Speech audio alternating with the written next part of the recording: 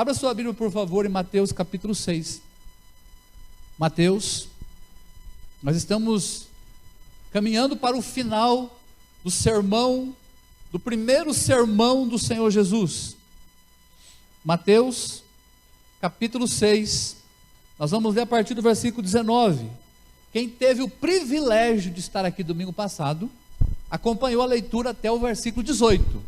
E hoje nós vamos continuar, para não deixar nada de fora, para você não perder absolutamente nada, a partir do versículo 19, onde a palavra de Deus diz assim: não acumuleis para vós outros tesouros sobre a terra, onde a traça e a ferrugem corrói, e onde os ladrões escavam e roubam, mas ajuntai para vós outros tesouro no céu, onde traça nem ferrugem corrói, onde ladrões não escavam nem roubam, porque onde está o seu tesouro, aí estará também o teu coração. São os olhos a lâmpada do corpo. Se os teus olhos forem bons, todo o teu corpo será luminoso. Se porém os teus olhos forem maus, todo o teu corpo estará em trevas. Portanto, caso a luz que em ti há sejam trevas, que grandes trevas serão? Ninguém pode servir a dois senhores, porque ou há de aborrecer-se de um e amar ao outro, ou se devotará a um e desprezará o outro. Não podeis servir a Deus e às riquezas. Por isso vos digo, não andeis ansiosos pela vossa vida, quanto ao que haveis de comer ou beber, nem pelo vosso corpo, quanto ao que haveis de vestir. Não é a vida mais do que o alimento, e o corpo mais do que as vestes? Observai as aves do céu, não semeiam, não colhem, nem ajuntam em celeiros, contudo vosso Pai Celeste as sustenta. Porventura, não valeis vós muito mais do que as aves? Qual de vós, por ansioso que esteja, pode acrescentar um côvado ao curso de sua vida? E por que andais ansiosos quanto ao vestuário? Considerai como crescem os lírios do campo, eles não trabalham nem fiam. Eu contudo vos afirmo, que nem Salomão, em toda a sua glória, se vestiu como qualquer deles. Ora, se Deus veste assim a erva do campo que hoje existe e amanhã é lançada no forno, quanto mais a vós outros, homens de pequena fé. Portanto, não vos inquieteis, dizendo, que comeremos, que beberemos, ou com que nos vestiremos, porque os gentios é que procuram essas coisas, pois o vosso Pai Celeste sabe que necessitais de todas elas. Buscai, pois, em primeiro lugar o seu reino e a sua justiça, e todas essas coisas vos serão acrescentadas. Portanto, não vos inquieteis com o dia de amanhã, pois o amanhã trará os seus cuidados. Basta o dia o seu próprio mal. Amém. Que o Senhor nos abençoe na meditação da palavra do Senhor. Nós chegamos hoje aqui, meus irmãos, no final do capítulo 6, desse maravilhoso discurso do rei. Na semana passada, nós falamos como os súditos do rei mostram a sua fé na prática da justiça, na misericórdia, na prática da oração, do perdão e do jejum. E hoje nós veremos que o Senhor Jesus, Ele se preocupou com o nosso coração. Presta atenção numa coisa: como está o teu coração? A gente usa muito essa expressão, obrigado, como está o seu coração, para perguntar se você está com alguém. Quando alguém está solteiro, a gente, e aí, como está o coração? Aquela tia, né, que quer que você case de todo jeito. E aí, meu sobrinho, como está seu coração? Mas, meus irmãos, cuidar do coração é muito mais do que ter uma pessoa por perto, do que estar se relacionando com alguém, porque o coração é o motor da sua vida. A coisa mais importante não é sua mão, seu pé, sua cabeça. A coisa mais importante que você tem é o seu coração. Aí você tem o seu cérebro, que você processa as coisas e leva para o coração e tira do coração algumas coisas. Mas a coisa mais importante que você tem é o seu coração. E aí Deus, o Senhor Jesus aqui nesse texto, Ele se preocupa com o nosso coração. Porque nós estamos o tempo todo com esse coração sendo disputado. Observe só, nós estudamos aqui há um tempo atrás o livro de Juízes. E o livro de Juízes mostrou para nós que as pessoas desviavam de Deus, deixavam o Senhor porque ouviam o seu próprio coração. Então o nosso coração, ele pode te levar você para perto de Deus, amém, meus irmãos? ou ele pode levar você para longe de Deus. Ele pode te aproximar do Senhor, ou ele pode fazer você tornar-se um animal, bestializar você, a ponto de você passar por cima das pessoas, a ponto de você enganar as pessoas, usar as pessoas, inclusive matar as pessoas. Tudo começa no coração. Vocês viram essa semana que um jovem matou o pai, a mãe e a irmã? Tudo porque tiraram o seu celular. O celular tomou o seu coração. E quando o pai e a mãe confiscaram o seu celular, ele não teve dúvidas. O seu coração disse matar. E ele matou a mãe, o pai e a irmã. Tudo porque o coração dele foi dominado por uma coisa que não era o Senhor. Por isso eu pergunto, o que domina o teu coração? Alguns são dominados pela riqueza, mesmo não tendo. A gente quer ser rico. O meu desejo é ganhar dinheiro. Pergunte para as pessoas qual é o teu maior sonho, e elas vão dizer, eu quero ganhar mais dinheiro. Pergunta para o funcionário que trabalha, qual o sonho dele? Ganhar um aumento, ser promovido. Por que você coloca seus filhos na escola? Para que eles tenham uma profissão e ganhem bem.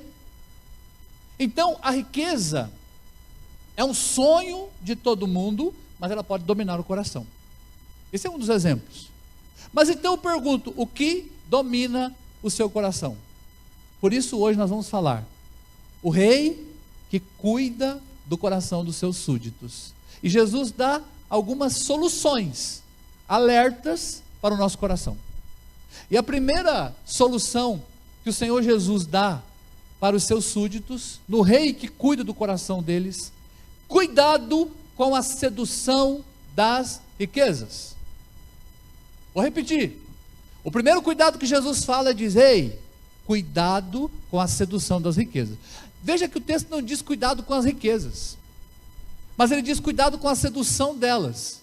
O primeiro perigo é a sedução dessas riquezas. Jesus não condena as riquezas.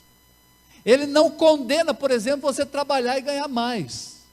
Ele não condena você ter dinheiro. Aliás, a Bíblia fala, o amor ao dinheiro é a raiz de todos os males, mas não o dinheiro em si. Então, todo recurso que cai nas tuas mãos, você precisa consagrar ao Senhor, dizendo, foi Deus quem deu isso a mim. Quando você planta alguma coisa, você diz, eu sei que é o Senhor quem faz brotar e germinar, e eu posso colher, louvado seja o nome do Senhor. Quando você sai para o seu trabalho, é o Senhor que garantiu esse emprego para você. Se você tem um boi, uma vaca, é o Senhor também que mantém esse animal vivo, porque se ele morrer, e acontece muito, de vez em quando o raio caiu, morreram 10 cabeças de gado. Você conhece alguém, ou talvez até você, teve algum animal morto por esse tipo de clima, de fator climático.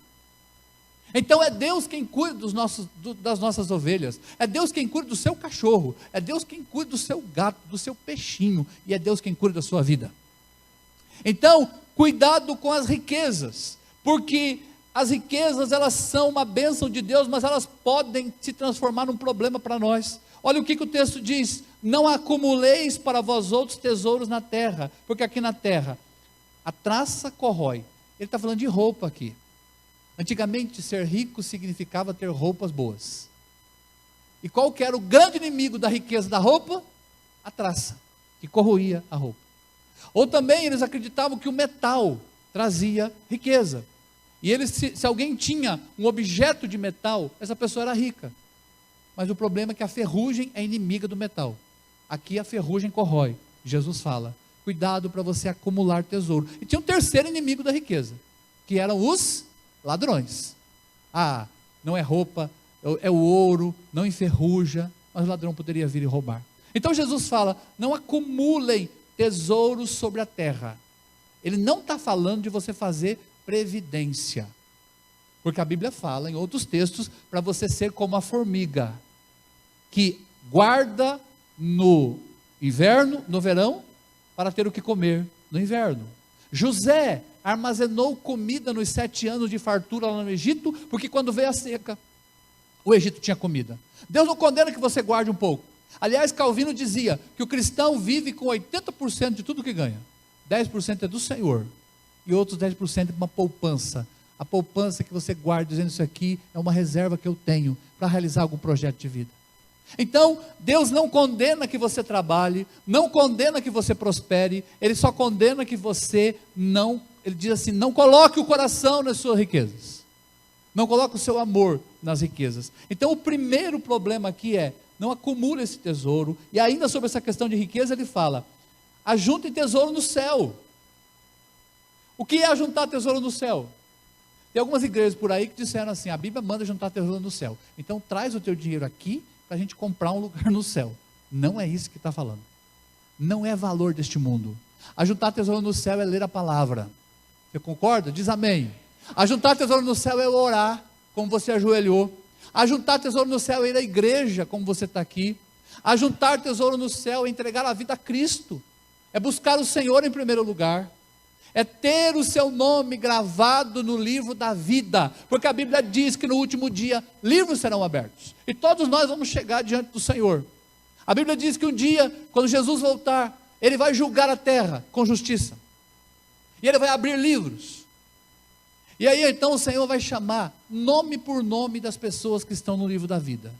Imagine a cena, vai entrar no céu agora, começando pela letra A, agora pela letra B, e aí naquela hora não adianta dizer, Senhor, o Senhor pulou o meu, eu não vi, não escutei o meu. Ele vai dizer, não, o teu nome não está no livro, porque você não me buscou em primeiro lugar enquanto você estava lá na terra. Depois que nós morrermos, não tem como mais nos salvarmos, porque a Bíblia diz que a salvação é pela fé, é pela graça de Deus mediante a fé, e fé é uma coisa que eu não vejo. Hoje é o dia da salvação. Ajuntem tesouro no céu, porque lá o ladrão não rouba, a traça não corrói, a ferrugem não corrói, porque o texto diz, aonde está o teu tesouro, aí está teu coração. Onde está seu tesouro? No gado, na plantação, na lavoura, no seu emprego, no concurso, na sua herança? Onde está o teu tesouro? A resposta tem que ser a seguinte, o meu tesouro está no céu com o Senhor. Ah, e a riqueza daqui? Não tem problema, isso aqui é Deus quem está me dando, para eu administrar, para eu viver bem, para eu cuidar das pessoas, para dividir isso com quem precisa, para mandar para a igreja perseguida, como fizemos aqui. E Deus se alegra, e Deus dá mais para você, porque a Bíblia diz que quando você mais ajuda o reino de Deus, Deus vê que você é um coração generoso, e Ele fala assim, Ele é generoso, eu vou dar mais para Ele poder ajudar mais. É claro que você não faz essa barganha com o Senhor, dizendo eu vou dar mais oferta para receber, longe disso. Mas quando Deus vê que você é generoso em contribuir, Ele abre a janela do céu e derrama bênção sem medida. Então o primeiro cuidado que Jesus fala, cuidado com o seu coração na sedução das riquezas. Eu não sei quanto você tem na sua conta, e também não me interessa, meu desejo é que você esteja bem. Mas questão de riqueza, meus irmãos, não é ter muito não. Tem gente que tem um pouquinho e já ama esse pouquinho. Tem gente que idolatra um pouco. Tem gente que deixa a sedução da riqueza subir na cabeça com uma miséria de reais. Então não é o valor, não é a quantidade, é como está o teu coração. Cuidado com a sedução das riquezas, mas também cuidado com uma segunda sedução, a sedução dos olhos. Ele diz aqui, são os olhos a lâmpada do corpo.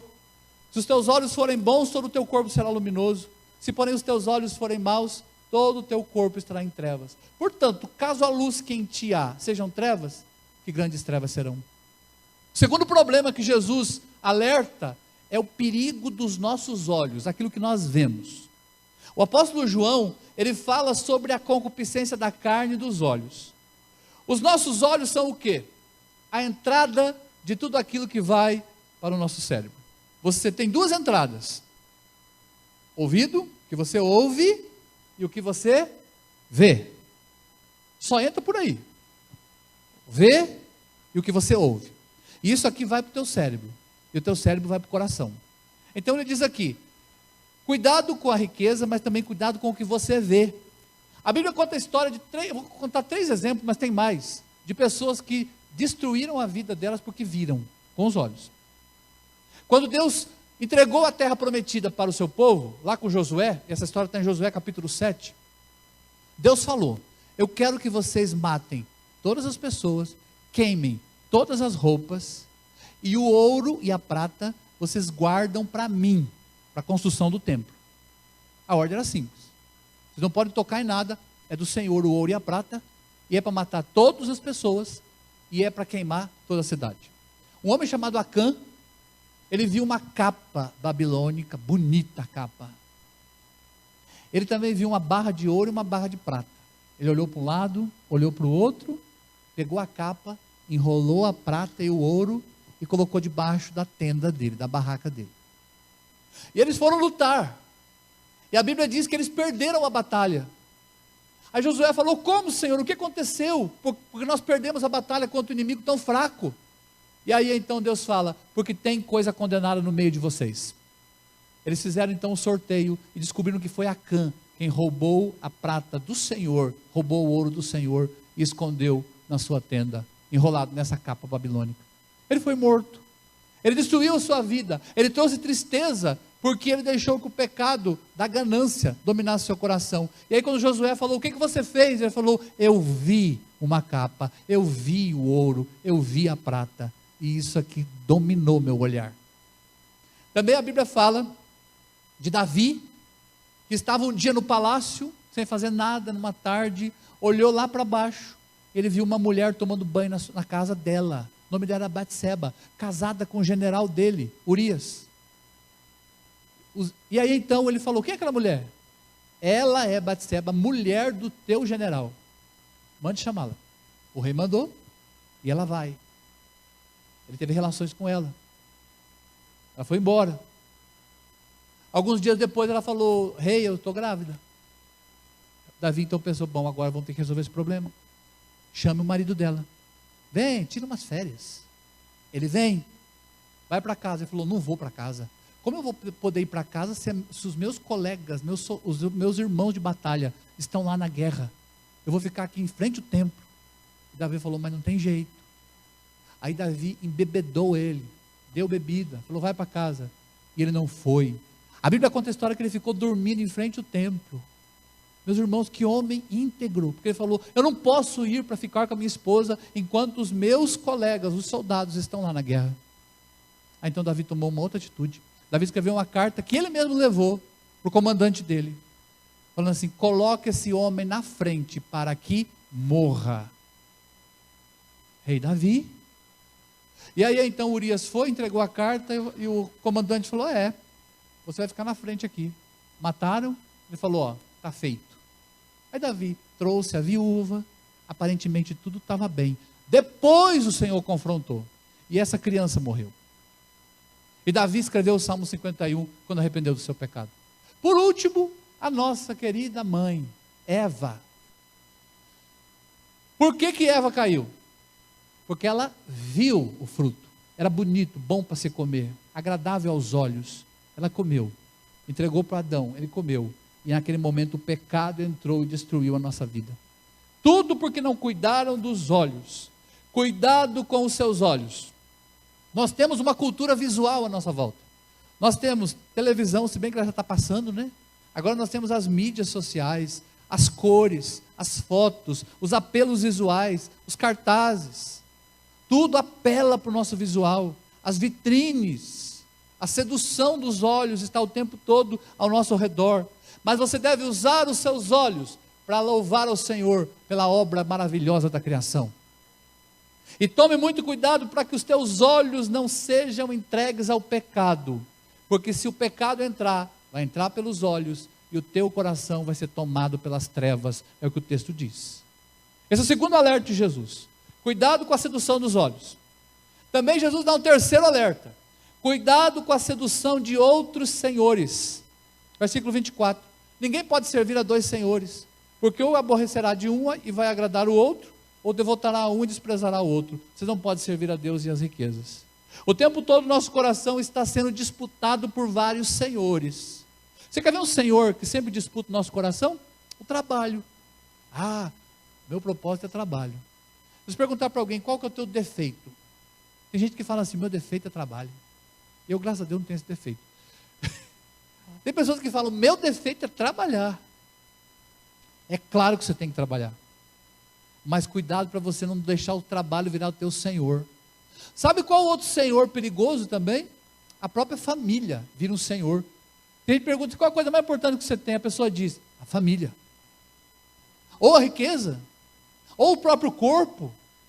Tem pessoas que falam assim, talvez você já ouviu, o importante é ter saúde.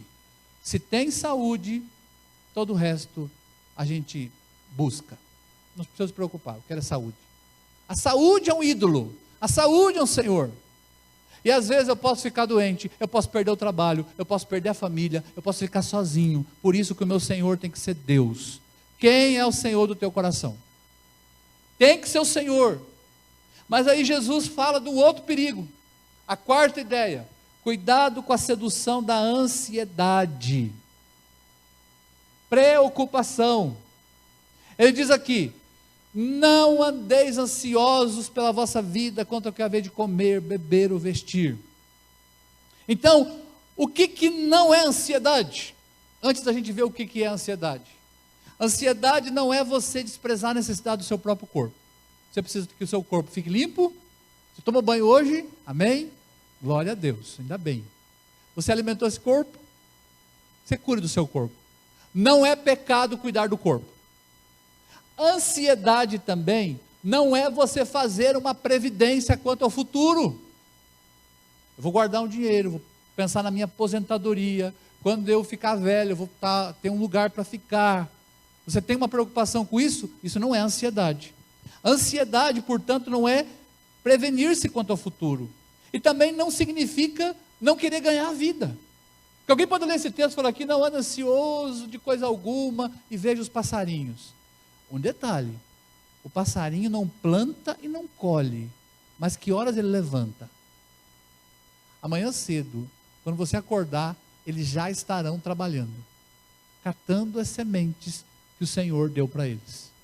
Deus vai dar para você um trabalho, levante cedo, trabalhe. Então a ansiedade não é trabalhar, não é cuidar do corpo, e não é ter uma previdência quanto ao futuro. Mas então o que é ansiedade? Jesus responde. Primeiro, a ansiedade, ela é destrutiva. A palavra ansiedade significa alguma coisa que nos rasga. Ansiedade pode ser preocupação, inquietação. Uma mulher chamada Corrie ten Boom, ela foi aprisionada pelos nazistas, uma irmã nossa da Holanda, e ela diz que a ansiedade não esvazia o amanhã do seu sofrimento, ela esvazia o hoje do seu poder. Então ela destrói a sua vida. Não ande ansioso, porque a ansiedade vai destruir a sua alegria, vai destruir sua paz, vai destruir sua noite de sono, vai destruir a sua comunhão com a sua esposa, com o seu marido, com seus filhos. A ansiedade tira o poder de hoje. A ansiedade também é enganadora. Por que ela é enganadora? Porque tem uma pesquisa que diz que 70% das coisas que você se preocupa nunca acontece. É um engano. Seu filho, por exemplo, sai. Você fala, meu Deus, vai ser atropelado. Aí você imagina ele morto. Aí se o telefone tocar, então você cai mesmo. Já aconteceu o seu filho sair o telefone tocar? E aí você fala, e agora? O que aconteceu? Tudo porque a gente imagina o que vai acontecer. Então ela engana, porque 70% não acontece. Mas 30%, quando acontece, o Senhor estará lá para cuidar de você. Então, a ansiedade é enganadora. A ansiedade também, ela é inútil. Por que é inútil? Porque você não pode aumentar a sua vida. O texto diz aqui, qual de vocês, por mais ansioso que esteja, pode aumentar um côvado? O côvado era uma medida que era aqui da ponta do dedão até o cotovelo. Eles não tinham metro naquela época. Então eles mediam assim, daqui até aqui. Alguém pode aumentar isso aqui na vida? Meus irmãos, preocupação, ansiedade não aumenta a sua vida, pelo contrário, ela tira qualidade de vida. Então não fique preocupado, porque não adianta. Deus sabe o dia que você vai morrer. A Bíblia diz que está escrito no livro da vida, os meus dias estão escritos e determinados. Ninguém sabe esse dia, só o Senhor. Pode ser hoje, eu espero que não. Mas você está preparado para encontrar com o Senhor? Não adianta ficar preocupado. Não adianta. Alguns batem na madeira, não vão mudar de assunto, na superstição, achando que uma madeira vai trazer sorte para eles. Alguém fala, vamos mudar de assunto porque E se acontecer alguma coisa com a sua família, não venha me dizer. Também na domingo eu fui na igreja, o pastor falou de morte. É difícil você vir aqui e não ouvir um negócio desse. Tem que ser, tem que ouvir. Porque a Bíblia fala sobre isso. Então não é inútil, porque não vai aumentar a sua vida. Ela também é cega. Por que a ansiedade é cega? Porque ela não vê o que Deus está fazendo. Deus cuidou do seu povo no passado? Diz amém aí. Amém.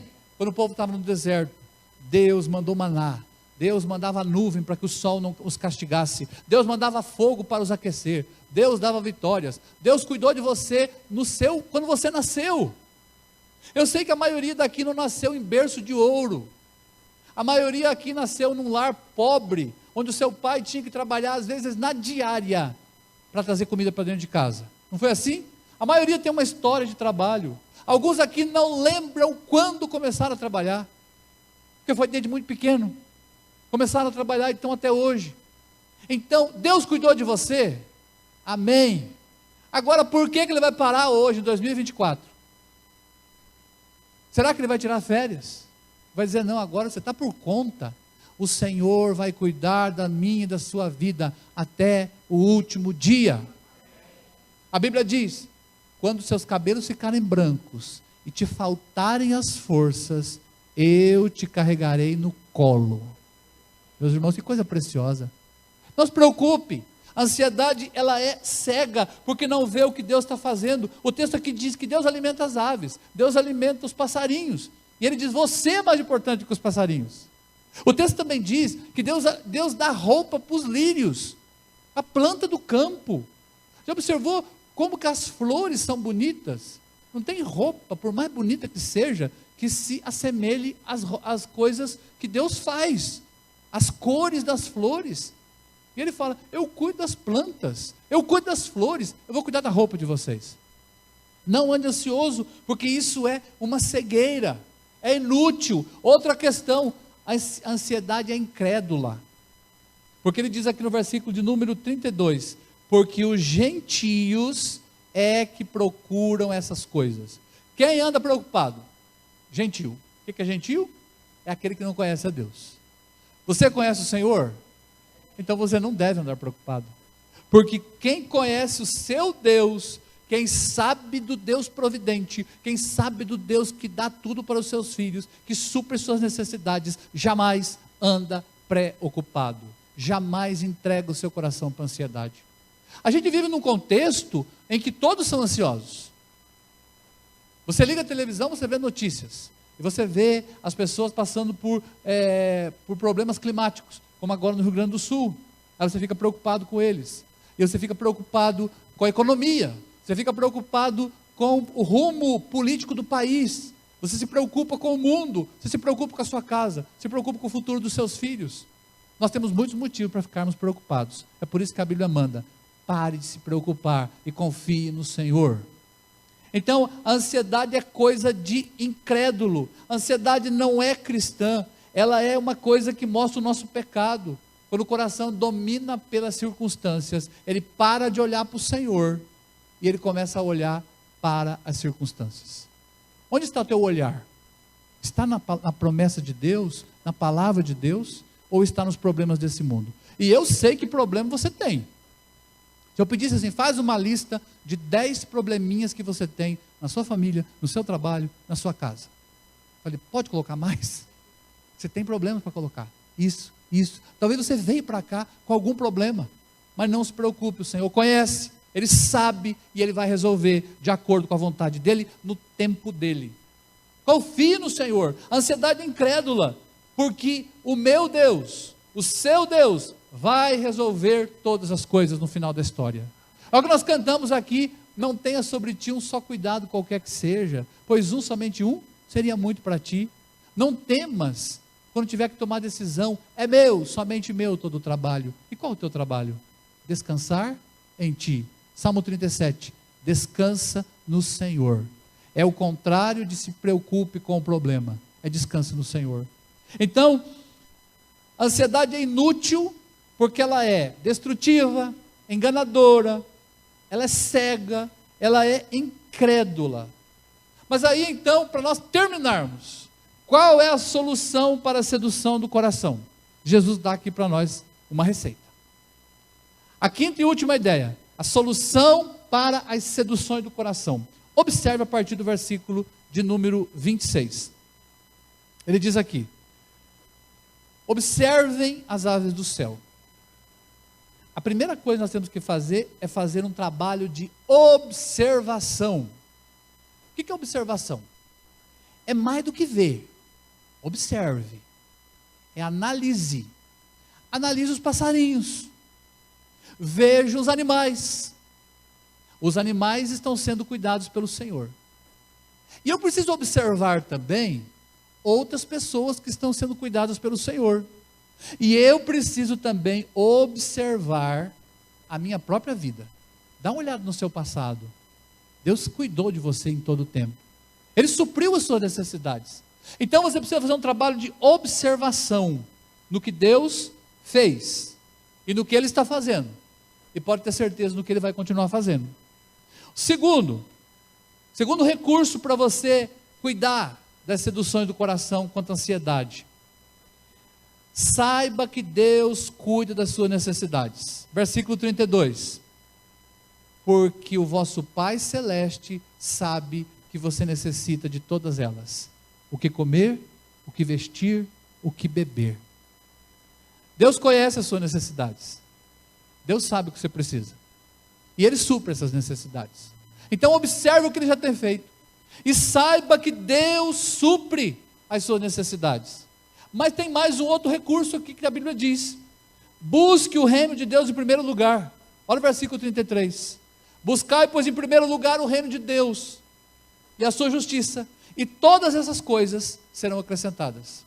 Quando você busca Deus em primeiro lugar, todas as coisas que te afligem serão colocadas no lugar certo. Vai aparecer um recurso para pagar aquele boleto. Vai aparecer um trabalho para fazer. Vai aparecer um negócio. Vai aparecer, Deus abre uma porta. Mesmo quando a gente não veja perspectiva nenhuma. Não tem nenhuma perspectiva. Deus faz as coisas. Deus faz as coisas acontecer. Deus permite que as coisas aconteçam. Porque Ele é soberano. E Ele tem todo o poder. Ele é absoluto no seu poder. Meus irmãos, eu lembro de uma situação que a gente queria comprar o terreno aqui do lado. Aqui do fundo, aliás. A gente precisava comprar. E a gente quando a gente conseguia o dinheiro, o dono aumentava o valor. Ele queria ganhar em cima da igreja. Chegou um ponto que ele desistiu. Falou, não vamos mais. Nós não vamos mais atrás. Onde ele chegou, eu quero vender. Tinha acontecido um problema com a esposa, traição, estava dividindo as coisas, vendeu a casa pelo valor real. A igreja comprou. Tempos depois que a gente tinha transferido já para a igreja, eles se perdoaram, reconciliaram, estão juntos até hoje. Deus permitiu uma coisa acontecesse, abriu uma porta somente para eles venderem para a igreja. Eles estão bem, a gente gosta muito deles, a gente torce para que eles continuem felizes. Porque Deus faz isso. Deus, Ele abre uma porta quando não há solução. Busque o reino de Deus em primeiro lugar. Que dia é hoje, meus irmãos? Domingo. E o que significa domingo? O dia do Senhor. O que você faz domingo? Busca o Senhor. Você louva o Senhor. Você vai para a igreja. Você engrandece o nome do Senhor. O que você faz os outros dias? Continua buscando o Senhor. Mas hoje é o dia dele. Deus falou, para o teu trabalho. Descansa, coma bem, durma e vá para a igreja. É isso que está escrito lá na Bíblia. No Velho Testamento era o sábado. Quando Jesus ressuscitou, primeiro dia da semana. E nós estamos aqui, buscando o Senhor em primeiro lugar. Amanhã você vai levantar. Qual a primeira coisa que você deve fazer? Senhor, obrigado pela noite de sono. Toma conta do meu dia. Busca o Senhor em primeiro lugar. É um negócio que você tem que fazer? Diga, Senhor, abre portas, encaminha, me dá sabedoria para eu tomar a melhor decisão. Buscar o Senhor em primeiro lugar. E por fim, aprenda a viver o mal de cada dia. Ele diz aqui, portanto não vos inquieteis com o dia de amanhã, pois o amanhã trará os seus cuidados, basta o dia de hoje o próprio mal. Então Jesus fala, amanhã vai ter mal, terça vai ter o mal, quarta vai ter o seu próprio mal, quinta vai ter o seu próprio mal, e domingo tem o próprio mal de hoje. Então você só aguenta viver o mal de hoje. Preocupação é viver o mal de hoje, o de amanhã, o que vai acontecer quinta, e o que vai acontecer daqui um mês. Gente, o mês está passando. Quem já viu essa frase? O ano está voando, já estamos terminando maio, e eu não fiz nada, e eu não consegui resolver meus problemas, e a vida está passando, eu já comecei a sentir dores, eu já tenho que ir no médico fazer um check-up, porque os meus índices estão alterados, o que era para estar alto está baixo, e o que era para baixo está alto, e aí você começa a ficar preocupado. Ele diz aqui, viva o mal de hoje. É hoje o dia de viver, de alegrar e descansar no Senhor. Amanhã pertence ao Senhor. Então ele dá uma solução aqui para os problemas do coração. Observe o trabalho de Deus, Ele sabe das suas necessidades, busque o reino em primeiro lugar, e viva o mal de cada dia, viva na dependência do Senhor. Então, como está seu coração? Quais são as seduções que o teu coração está correndo risco? É a sedução da riqueza? É a sedução do dinheiro, das coisas materiais? Onde está o seu coração? É a sedução dos olhos? É a sedução de outros senhores? É a ansiedade? Eu sei que você é ansioso, não tenta esconder. Todos nós sofremos desse mal, a pré-ocupação, ocupar-se antes, ou a ansiedade. E o Senhor dá uma solução para nós. Busque em primeiro lugar o reino de Deus, viva o mal de cada dia, saiba que o Senhor já fez, observe o trabalho de Deus, e saiba que Ele cuida das suas necessidades. Quero convidar você a cantar uma oração. A oração é: Senhor, se o trovão e o mar se erguendo vêm sobre a tempestade, eu estarei seguro, porque eu sei que Tu és meu Deus. Cobre-me. Vamos louvar o Senhor, vamos cantar. Cobre-me com as Tuas mãos, com o Teu poder. Vem me envolver, Senhor. Faça essa oração, entrega a sua vida ao Senhor.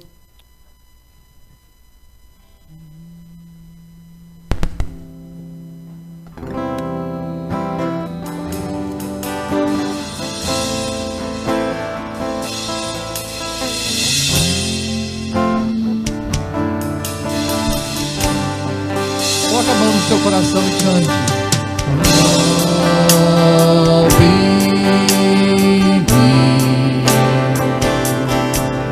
Com Tuas mãos, com poder, vem me envolver, Senhor. Se o trovão e o mar se erguendo vem sobre a tempestade, eu voarei.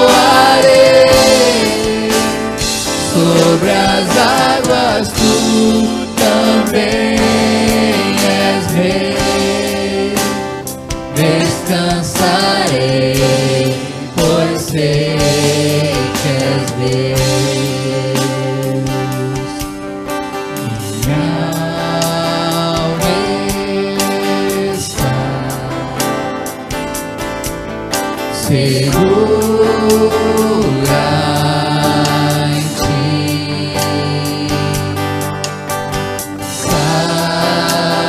Sabes bem, em Cristo firme está. Se o trovão e o mar se erguendo vem sobre a tempestade, eu voarei. Sobre as águas Tu também és rei. Descansarei, pois sei que és Deus. Se o trovão e o mar se erguendo vem sobre a tempestade, eu voarei. Sobre as águas Tu também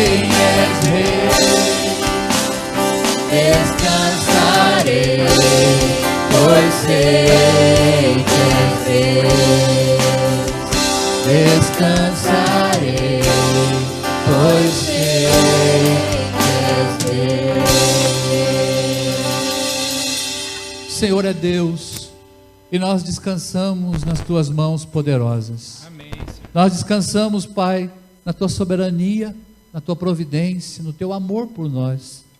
E pedimos que o Senhor cuide do nosso coração, para não sermos seduzidos pelas coisas deste mundo, para não sermos tomados pela ansiedade, preocupação.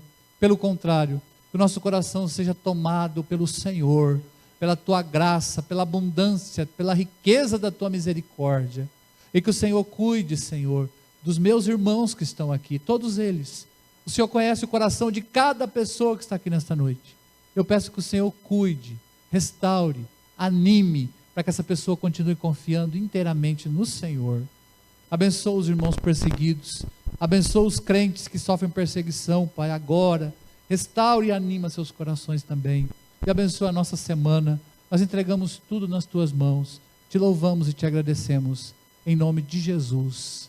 Amém. E que a graça do nosso Senhor e Salvador Jesus Cristo, que o amor de Deus o Pai e as eternas consolações do Espírito Santo estejam conosco, hoje e para todos sempre. Amém. Não vá embora. Aqui do lado a gente tem uma comida típica da África. Então, se você tem coragem, vá ali do lado, tem para todo mundo, experimente um pouquinho antes de você ir embora. A gente vai ali para conversar e abraçar você. Que Deus te abençoe e vamos ali do lado para a nossa confraternização especial.